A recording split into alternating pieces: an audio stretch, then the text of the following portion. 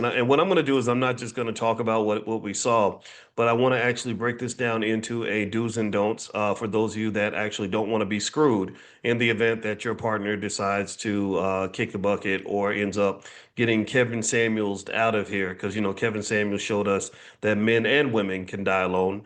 And if you don't make plans, then it's a lot like not just dying alone, that's bad, but being alive alone can be even worse. All right. So I'm gonna just be real with you and be honest with you and break it down for you so that you will have clear instructions on how to not end up feeling bitter, angry, and mad after your relationship is over. Is that cool? Is it cool if I'm just honest and I lay it out here because I ain't got a whole lot of time tonight, but I do want to discuss this topic.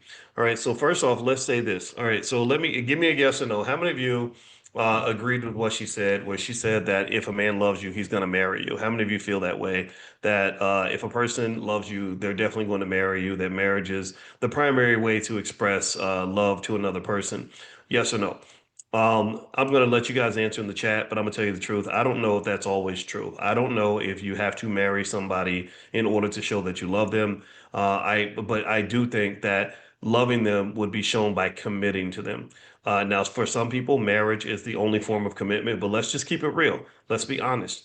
Marriages don't last in America. A lot of marriages don't last, and it's I don't know if I can blame the men or the women because the women are the ones who ask for the marriage and then ask for the divorce.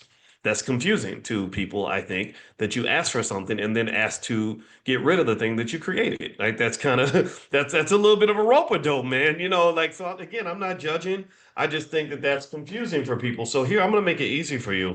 Let's make this an easier conversation. Instead of us having to agree that you have to marry someone to show that you love them, can we at least agree that uh, if you love someone, you're gonna make sure that they're taken care of. You're gonna commit to them. You want to protect them. You want to especially you talk about men. Men traditionally are the providers and protectors. Give me a yes if you would agree that a man who loves a woman 9 times out of 10 is going to want to provide and protect for her. Would you at least agree to that? Can we agree on that? You can debate the marriage thing on your own. I'm just going to ask you about providing and protecting. Like if I love you, am I going to, at least make sure you can eat? If I care about you, am I going to make sure that the bills are paid, that you're safe and things like that? Can we at least agree on that? My God, I mean, I swear, if we keep throwing all of our traditional values out the window, it's gonna be even more chaos in our community than we have right now, because now you literally have men growing up thinking that women are supposed to be the providers and protectors, and then women growing up thinking that men are supposed to submit to them. Like you literally, your community's been absolutely decimated and destroyed and disrupted and thrown off, and your ecosystem's been imbalanced.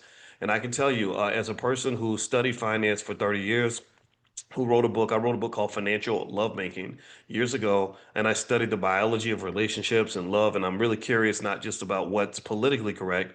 I want to know what's biologically correct. And from a biological standpoint, most studies show that women like men that can provide financial security. And the fact that you have so many men that are offended by that and will call you a gold digger because you don't want him to be running around trying to give you Wendy's coupons.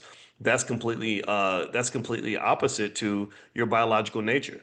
That's like telling men that you shouldn't like women with nice booties. You should want women that weigh 400 pounds with flat booties and bald heads. And no, men like the long hair, they like the nice body, they like all these other things, and then nobody questions that. Well, you shouldn't question it when a woman wants you to be secure, because women don't like to feel unsafe, and I think that that's okay.